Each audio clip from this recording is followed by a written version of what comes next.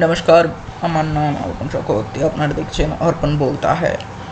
আজ ভুলচুক মাফের মুভির রিভিউ দিতে চলেছি।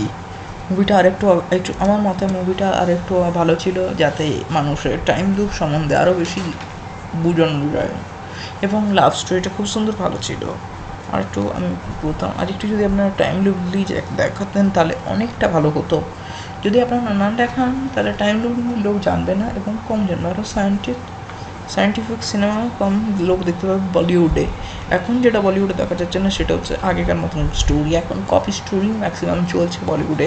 আমার যেটা খারাপ লাগলো, ভুলচুক মাপে আপনি একটা সিনকেই আপনি 4বার 10বার আপনি রিপিট করেছেন। কেন অন্য একটা সিনও আপনি টুপি দিতে পারেন, কিন্তু ঘটনাটা একটা অরিজিনাল ঘটনা, লোকের চাকরি হচ্ছে না।